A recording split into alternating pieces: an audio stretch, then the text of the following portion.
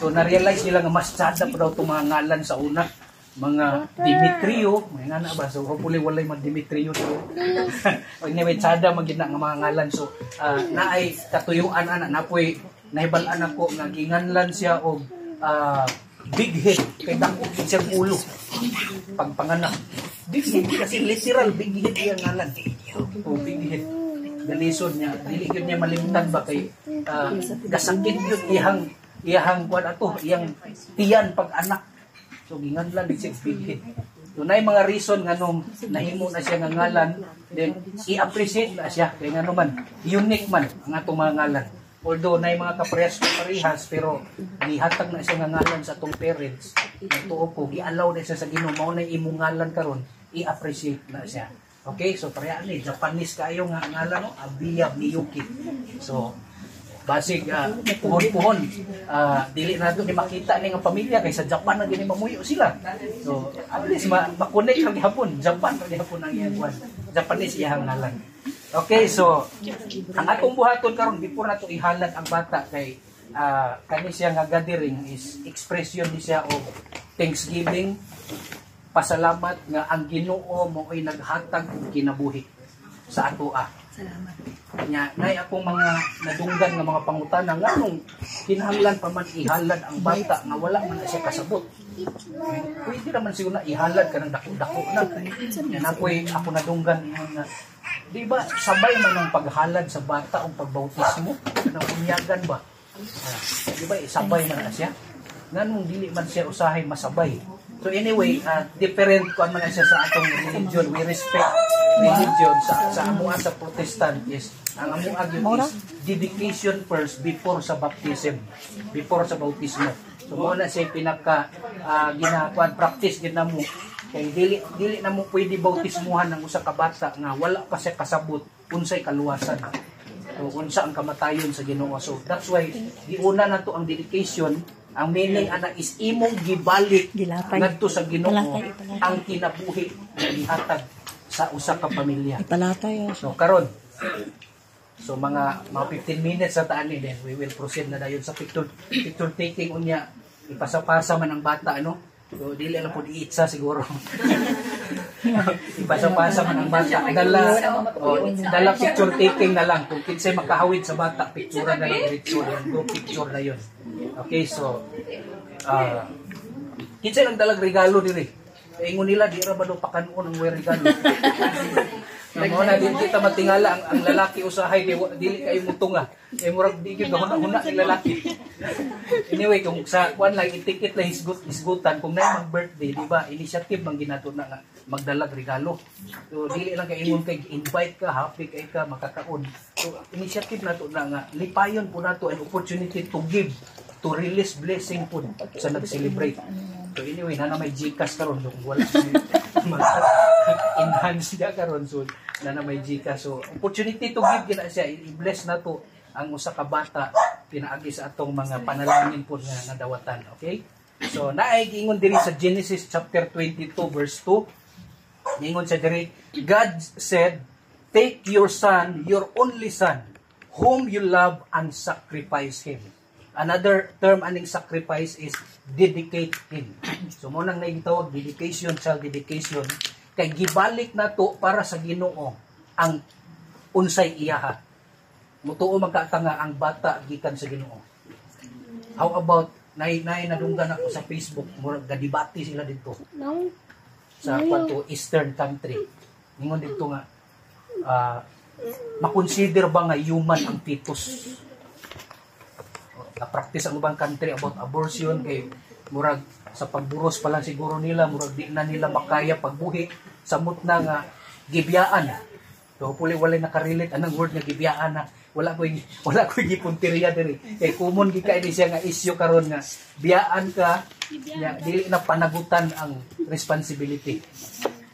Labi nagtanaw po siguro sa lalaki murag di ginapon ni mabuhi ning bataa. So musibat na lang yun hangtod ang mama mo nahimong single mom hangtod niabot ang punto dayon nga pitos pa bitaw ni dili pa man tao.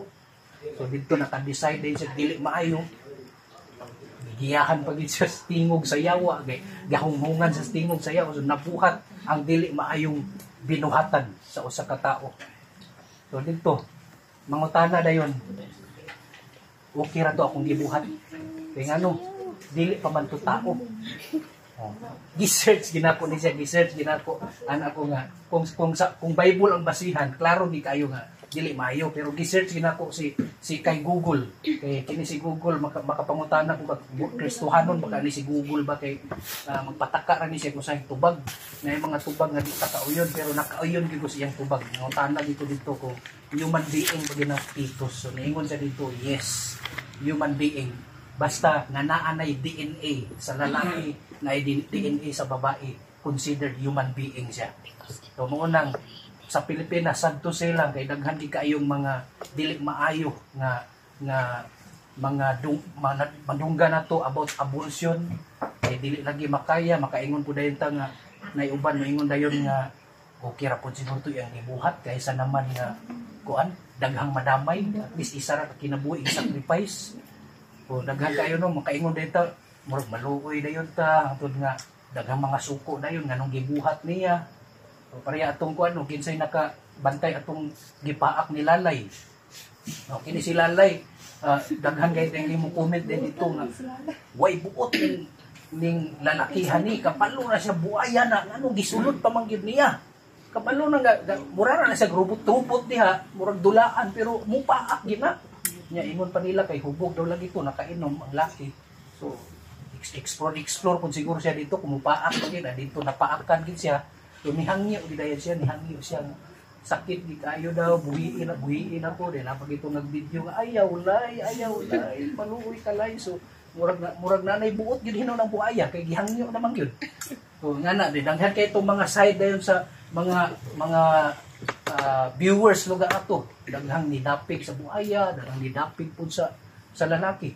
So anyway, rights man gid nato na, di ba? Rights nato na asa gid sa dapigan nato. Pero kung biblical perspective gid atong hisgutan, kanang gitawag nga pagkuha sa kinabuhi is dakong sala gid na siya. Ato man gani ididikit ngan kanang ipalaglag pa man gyud, di ba? Ihalad man gani nato. So karon ako ginigit-choose nga passage sa Bible kay daghan kay itong naibaluan sa Bible about hapaghalad sa bata katong sa anak ni Hana. Di ba si Hana dugay kay siya makaanak pero grabing ampo niya hangtod gitagaan siya anak ginganlan og kinsa man. Si Samuel. So si Samuel dayon nidako dito kay Eli nga pari. Di ba nagdamgo-damgo man dayto siya, kadungog siya tingog, nagitawag siya. Gitawag Samuel, abi niya kanang dungog lang sa palibot. Angto giingnan din siya kung mutawagan siya usab sa imong ngalan tubaga ni ingnan ni ako Ginoo. Dito naka-experience siya ato ganang encounter sa Ginoo nga tingog gyud literal sa Ginoo na giingnan niya nakikistorya ang Ginoo sa iya. Dugay kay siya nanganak ato. Pero grabing ampo niya, consistent yung prayer, gitagaan gyud sa Ginoong anak si Hana. Ikaduha dayon si Jesus ug si Mary. Nanganak si Joseph ug si Mary, I mean. Nanganak sila si Jesus. Ginala nila sa templo, di ba? Gihalad nila dito. Dala patuli na po dayon to kay ilang custom man dito sa una sa mga Hudiyo. So, ang nahitabo naay gihalad nga bata, pasabot na siya nga dili kitay tag-iya sa kinabuhi. Dapat ibalik gid nato ni siya sa Ginoo. Kinsa na mga motor diri sakyanan. Sakyanan, di ba? Dapat ihalad man nato na siya kay ngano man wala man tay git consider nga atua. Although atuan ang paningkamot nakapalit ang butanga pero dapat i-acknowledge nimo nga ang Ginoo mo'y tag-iya sa tanan. Mao nang nagitawag na ididikit nimo, ihalad nimo gawas nga para dili ka maaksidente sa dalan na agid nang gitawag nga acknowledging nga ang Ginoo maoy owner sa tanan. Kabalo ba mo nga kitang tanan mga binuhat diri sa kalibutan, we are just managers, dili ta owner. Manager ta, ga-manage ta sa resources nga gihatag sa Ginoo. Yung ayaw una nga ultimo ra ka nga trabahante, manager tang tanan. Ga-manage ta sa gihatag sa Ginoo nato mga resources, panalangin. Nya kung dili nato na ma-manage og sakto, matingala na lang ta. Nadaghan kay mapagsulay nga moabot sa kinabuhi. Madato ka o mapobre ka, kitang tanan gisulay. Nganong nadato ka, kay gisulay ka sa Ginoo kung mahimo ba gid kang giver. Mahimo ba kang kabalo ba ka muhatag sa imong panalangin nga gihatag sa Ginoo. Nganong napobre po ka, nganong nagkalisod ka kay gusto sa Ginoo nga mutawag kanya permente. So tanan mapanalangin man na or kalisod man na siya, tanan na siya pagsulay. So karon about aning sa bata, kay gihatag man ni nga blessing sa kay Chisi dayon, kay Juan Ripi, panalangin sa Ginoo sa ilang kinabuhi. Kami naka-anak ni Lucille isa pag ini kay nanalaw na siya kung gusto. Hindi na siya ganang ikaduha kay murag nakahadlok na gid siya. Murag makalilisang daw. Kay hapit ni siya masisaryan. Taslakan pag kay ini kanang gamay sakit agay diretso. So naghanap. Patingala ko ba mangutana ko, ang akong problema sa una ni graduate ko college, unsaon makatrabaho. So, taga ko trabaho sa Ginoo. Karon pagkatrabaho na din ako, gitagaan ako ng problema, unsaon pagpanguyab. Karon nakauyab man ko. Gitagaan na pong problema na po, humal pagpanguyab, ang pagkasal na po. Grabe nga problema, dili maputol ang kasal kay una-una pagkadaan ng gasto. Nay kaila na mo ba ningon siya nga, pakasal na mo. Gidasi gina mo siya, pakasal na mo ay no. Taas na kayong bigat. Ula, kanang term lagi nga ulahin na lagi ang kuan, kanang taas na kayong lubi. Kung pakasal na mo. Yan ingon din siya, maayo ra mamumutambag pakasal. Mayon tag kada bulan musuporta mo sa amua. Wala may problema anang kasal. Ang human sa kasal mo nang problema. Kanang kada adlaw, kaunon, kada bulan, tuig, sunod pa nga tuig. So, usahay mang-judge diretso ba nganong dili mo decide diretso, so wala kitay katungod mo hukom sa ato isig katawo kay ilaha gid ang kinabuhi, atuan ang kinabuhi. So, wala kita kabalo unsay destination nato. Maminyo bata or dili manganak batag 12 or isara, so wala kita kabaluan ano. So karon isa pa man ang gihatag kay Ma'am Chisi, nagtuo ko nga dugangan pag gini siya kay isa pare murag Lucille ya pud ay so di gyud mawala no na ginang kanang murag kahadlok ba nya inaghuman sa isa magproblema na pud imbis kay nano untay isa magbalaka na pud kay wala ni kadula. Uy, dugangin na inyong anak eh. Kaluoy ba anak? Kaluoy ba anak nga magsige nagpamisita sa igagaw, silingan kay para makadula sa mga bata. So problema na pud. Wala gyud kaundangang problema ni mga igsuon. So kinsa tong wala pa na minyo dire, wala ko nidasig ninyo nga pag minyo na mo. Huna sa gid ninyo. Kay daghan na kayong naka-experience. Di gyud mawala ni problema kining change sa problema na agid perminti. So kung lig-on na kayo ka, okay na gid kayo nimo, makere na nimo ay go. Basta smooth lang ang dagan. Mailhan ani mo. Basta God's will nga smooth ra gid ang dagan ana. Walay mga babag, walay mga musupak-supak, smooth gid na siya basta God's will na siya. Okay?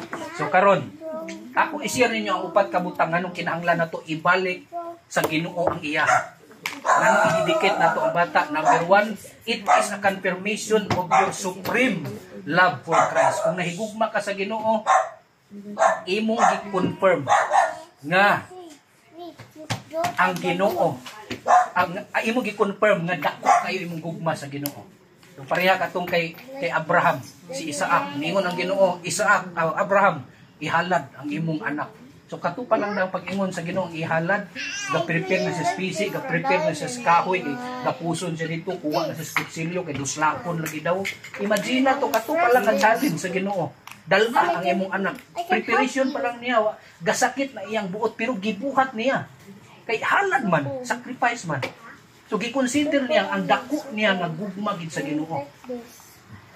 Dili na siya nay mga tawo manggod nga papilion ba? Example, pilion ka. Asa man imuha? Ang asa may unahon nimo? Ang imong gugma sa imong pamilya o ang gugma nimo sa Ginoo. So siyempre mo ingon ka, pamilya yun, di ba? Kung kuan lang kana tawhonon lang, nahigugma gi ka sa imong pamilya. Pero daw bilugar mo ingon ang Ginoo nga, kuhaon ako ng isa nimo ka anak. Wala ta kabalo si pamaagi. Kuhaon ako ng isa nimo ka anak kay nahigugma man kanako.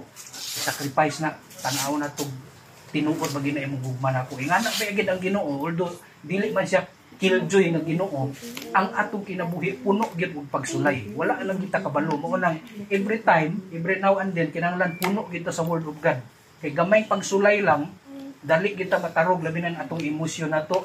Maigo na emosyon nato, agoy, grabe gyud manggawas ang mga pinulungan nga di mao. Angtod mga damay ang tanan sa madamay. Basta lang yun ma-release nimo ang imong kasuko, kalain. Basta lang mahuwasan ka. Amo nang kung walay word of God gid ang atong kasing-kasing, damay gid tanan. Ang tibok adlaw nato perting malasa. So that's why sa kinabuhi nato, nga labi na mga ginikanan na nanay mga anak diri, di napagid kay mama o papa nimo. Ingon ra ba sa Bible nga kung tinuod ka nga anak sa Ginoo, dawaton nimo ang pagsulay nga makig-away di ka sa imong mama. Awayon ko kasi imong mama, imong mama papa mag-away pod, walay kalinaw basta magsunod ka sa Ginoo, wala gidoy kalinaw. Nya opposite kaayo kay namang ingon sa Bible nga kung mag-serve ka sa Ginoo puno sa kalipay. So meaning day ani, naa nang gitawag nga puno sa kalipay, naa po ng panag-away. So naa nang duha. Dili na yung nagpasabot nga kung nangalagad ka sa Ginoo, hapir ka permentino, puno gyud pagsulay ang pagpangalagad sa Ginoo. Pero may na lang nga nangalagad ta sa Ginoo, niilata nga siya ang creator sa atong kinabuhi. Kay kabalo ka kung kwaon na kaniya, kabalo ka asa kapadulong. So, temporary ra gid ani kaning kinabuhi ni Abia Miyuki, Bibi Abia Miyuki. Gipahulam ra gid niya sa Ginoo sa iyang mama ug sa iyang papa. Pero ang kwan lang, I'm sorry for the word na akong gamiton. Naagi mga pagsulay usahay nga di ta kasabot. Kay katong sindong palang daan diri sa balulang. Makapangutana ta na ba kay mga Kristohanon atong nga nang-apil og kamatay. Okay ra siguro katong mga daotan gi kayo, mga adik, mga unsa pa na kay motoy mga matay, pero sakto si naay mga tarong nga mga tawo nga nangamatay. Wala man ta nag-pray nga mga matay tang tanan, pero ang atong prayer is i-extend sa Ginoo ang atong kinabuhi. Ma-enjoy na to ang kinabuhi to the fullest. Kailain man kaya nang gikuha ka sa Ginoo, mag-alingasa imong kalag diri sa palibot kay wala pa ka nalingaw. Wa pa nimo na enjoy ang imong life. Diba mo nang prayer ginato kung nay mag-birthday, i-extend sa Ginoo ang imong kinabuhi. Long life. Kinsay mo sugot dire mo edad og 120, buhi pa. Kanay mo nila nagugod-ugod na gidaw kana bitaw kumutindog bitaw, mutindog. Kasagaran sa mga idaran na kaayo, mo ana na ba yan ang kuano, ang likod. Mo ana na mubaog na siya, mubaog. Ingon daw ang anak nila basta makakita daw mga tawo nga galakaw ga ana, gapanawag na daw ang yuta. Kay murag istoryahon nila ang yuta ba. Ana. Murag welcome na daw siya sa yuta, balik na diri. Murag ingana daw ba. So, siguro, kung pangutan-on tamo isa-isa, lahi-lahi inyong tubag. Na uban gusto mabuhi dugay, bahala di ang muna, managwa na kaila, basta buhi niya po. Napoy uban nga, di na po siguro kumuabot. Oy, kanang, murag mahimo na akong pabigat sa akong pamilya. Okay na sa ako, basta nalingaw na ko, okay na. The reality sa life, di kita magpabilin diri sa yuta. Amen? So, natay, ihalad man karon meaning to say ani gi-acknowledge niya ang dako nga gugma sa Ginoo. Number 2, diretso na nato. It is a clarification of ownership. God owns that child. So, karon kay i-declare man nato meron taon-taon na Lord, ibalik na mo ni nga bata sa imo. So, ang meaning ana imong gi-clarify nga ang Ginoo gyud mo'y tag-iya sa kinabuhi. Natay away tuno niya about kanang pagpanag-iya sa Ginoo sa kinabuhi. Number 3, it is a commitment to raise that child under the lordship of Jesus Christ. Commitment. Kaning word nga commitment, grabe kay ni kabugat ba? Committed ka lang din mga ninang diri nga mga nagagandahan ng mga ninang. So wala man ni sila gipili siguro no kay kani siya ato ni kuha ko kidato-dato ni. Okay, murag busog yun atong anak ani kada birthday. Nagi madala, nagi mahatag. Pero ang uban, napoy uban nga rason ug katarungan na lang ang madala kada birthday. So kani nga mga ngalan. So dili man siguro ingana no ang pag-select, basta gi-consider ka, gipili ka kay naa kay pinasahi. Nay pinasahi sa imuha nga makahatag og dugang contribution sa maong nga bata. So imong i-commit na siya. So commitment ni siya nga i-raise ang bata under the lordship of Jesus Christ. Meaning to say, dapat mudako kining bataa nga mga lagad gyud sa Ginoo. Wa masiguro nang andoy diri nga ginikanan nga mudako iyang bata nga gamer. Mahimong gamer hangtod human sa pagka-gamer, himalikas na dayon. Di ba kasagaran ng mga gamer kay kargado og mga yawards ba ingon pa nila. Para hindi ra gyapon na. So kasagaran sa mga gamer muna mga words gyud magkawas di maayo. Hangtod mahimo dayong kawatan. Okay, kung wala na siya kwarta, i-budget na siyang bisyo, mangawat gini siya, ano pagkakawat, adik na po dahil hantod, muli-fill up gina siya. Tumuon lang, sa sugod pa lang, bata pa ni siya daan, dala-dala ko na gini dapat sa ginikanan, sa simbahan. Okay? So, i-build up gini siya, dapat makadungog ni siya ng Christian music tremente para maoy ma-adapt niya nga environment ang pagkakristuhanon. Okay? So, number 4 and the last is, it is a claiming of God's best plan and the promises for that child's life. Meaning to say, gi-claim nimo, gihatag man nimo balik ang Ginoo. Ang bata sa Ginoo, gi-dedicate nimo, gi-claim nimo ang pinakadabis nga plano sa Ginoo sa iyang kinabuhi. Kita ginikanan, gusto kita nga pinakadabis may tabo sa atong anak. Ipa-eskwela gyud private, manong private, kaya nagkalisod man, public na po. Uy, nakwartahan naman po, balik na po sa private. Kaya gusto kita to ang pinakadabis. Basi gusto na to mahimong doktor. Kaya kung alanganin, kung doktor, okay na lang, kung doktor. Pinakadabis yun. Basta, makaya lang. So, walay dautan anang plano. Walay dautan anang mga plano. Pero, imong i-claim diri na may the best nga plano ang Ginoo sa bata. Kung the best imong plano sa bata, mas the best ang plano sa Ginoo. Jeremiah 29:11, for I know the plans I have for you. Plans to prosper you and not to harm you. Plans to give you hope and a future. So naa sa Ginoo ang kaugmaon. Dili sa atong paningkamot. I-honor na sa Ginoo imong paningkamot, pero ang pinakadabis nga plano naa sa Ginoo. So munang padakpon nato ang bata sa Christian environment. Dapat yun inubanan sa tabang sa mga ninang. Kung binag mudako na ning bataa mo maulitaw dalaga na ni nanay uyab-uyab na dayon. Ninang na dayon diha na back up na. O diha na rin magsugod na ni ayaw na sugta ha. Ayaw na kay lain kinagnaw. Ano back up support na sa mga ninang, tabangan yun.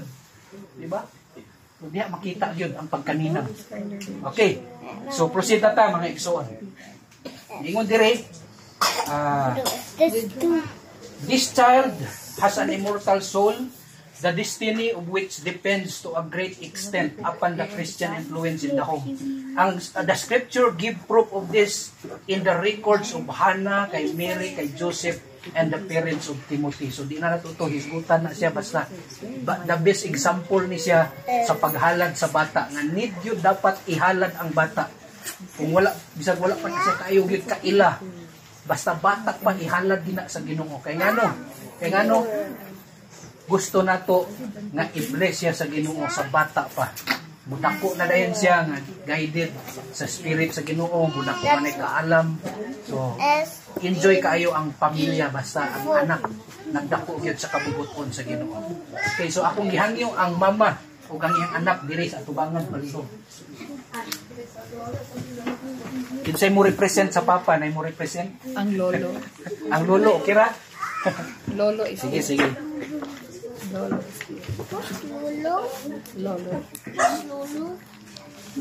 Lolo of Avia. Kinay awito na to, tan-awa ang inyong papel kanang gitawag nga hangtod may kinabuhi. Ato ni siya awiton, before na ko ihalad ang bata.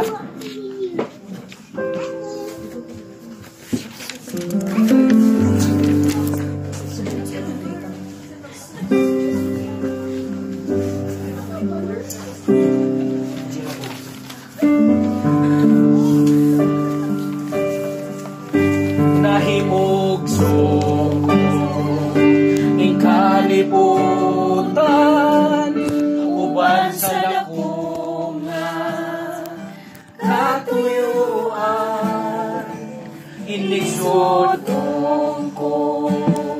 Nagkalat ng